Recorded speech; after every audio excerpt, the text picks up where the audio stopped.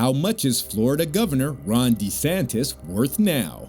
In this video, we'll be discussing one of the United States' most outspoken governors and a board-certified lawyer who professes to take delight in serving the people as governor. This is Ron DeSantis, the American politician and Florida's 46th governor since 2019. This well-known politician, who is set to become Trump's primary opponent for the Republican presidential nomination in 2024, has conservative, uncomplicated finances. It is worth noting that he is the first candidate from any state to raise over $100 million for his re-election campaign in 2022, solely through donations.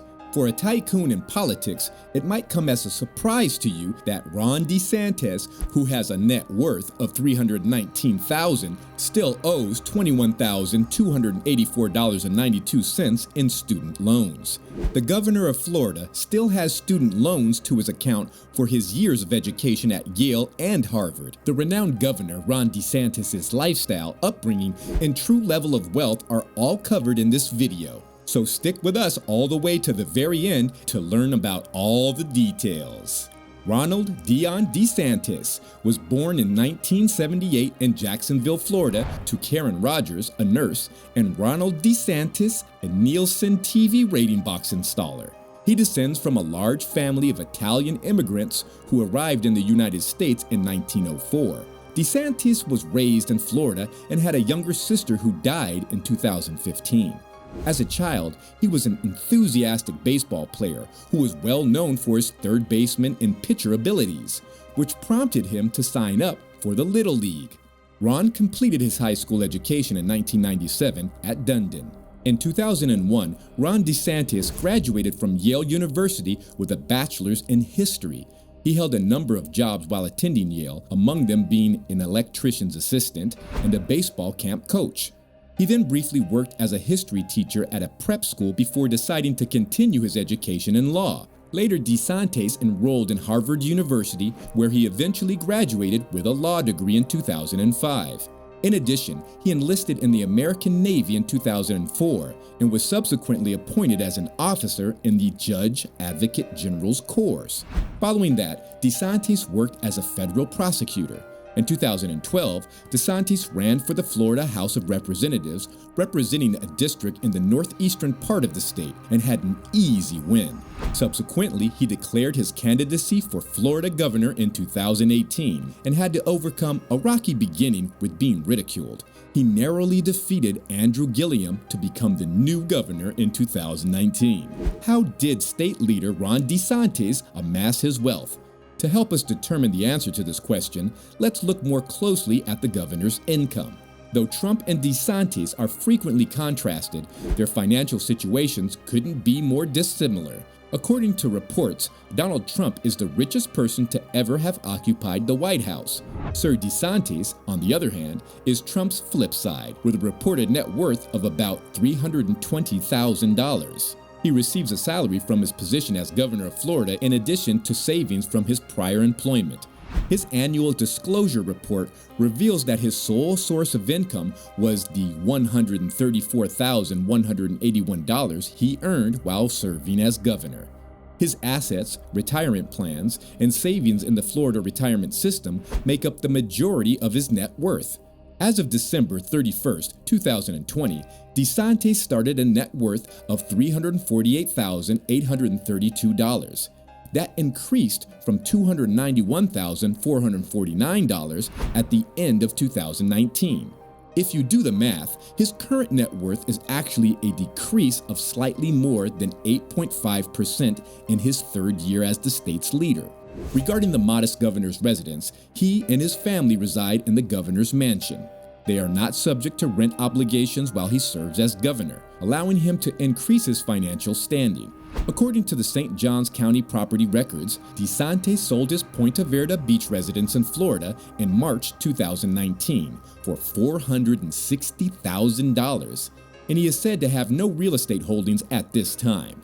According to his gubernatorial declarations, DeSantis does not own individual stocks, but a 2018 annual report he sent to Congress reveals he did own 2 shares of United States Steel Corporation and SiriusXM.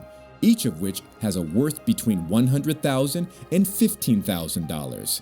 He did not, however, buy or sell the stocks during his time in Congress, according to a review of his prior financial records by the website Insider.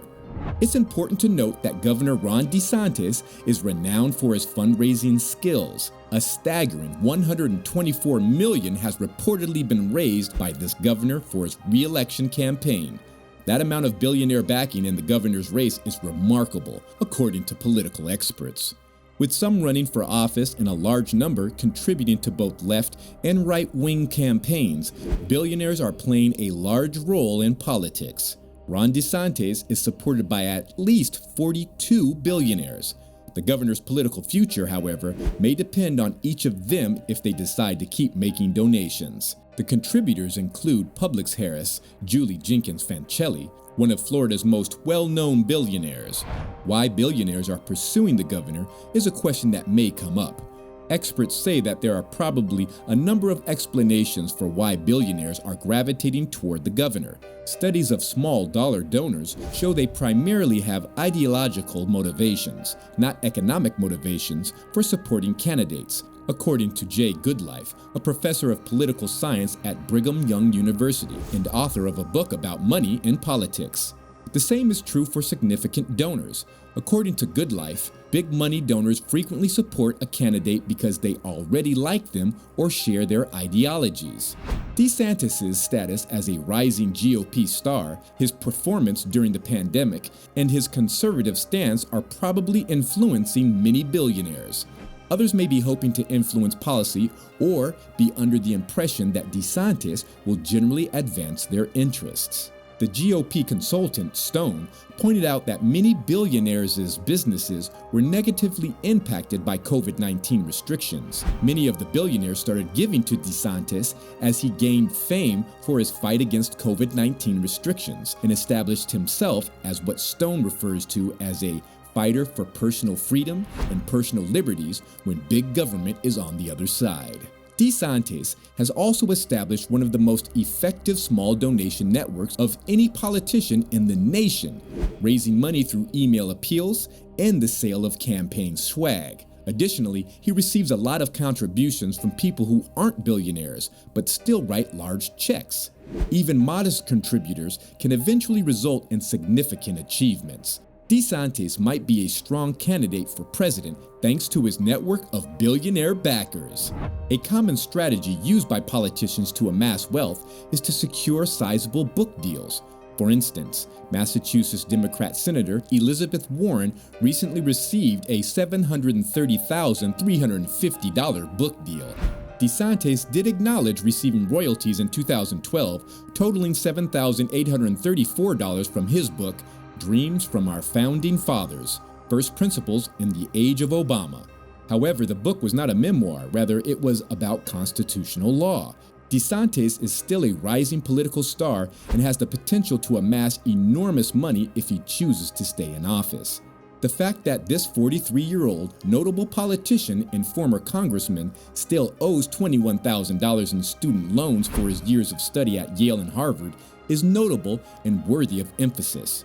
In 2021, DeSantis continued to repay his Sallie Mae student loan. It has been reported the balance dropped from $22,225 to $21,285 by the end of 2020. With an estimated net worth of between $320,000 and $1 million, the governor of Florida looks to have less personal wealth than others. This young governor of Florida appears to be more focusing on running Florida than generating revenue. He claims that by putting the needs of the people first and establishing a strong community from the ground up, he will not only be a more effective governor, but will also benefit the people of Florida as a whole. He concentrated on Florida's military, educational system, and labor force. We want to express our belief that a person's financial worth and their quote-unquote worth are two distinct concepts. Your opinions are appreciated.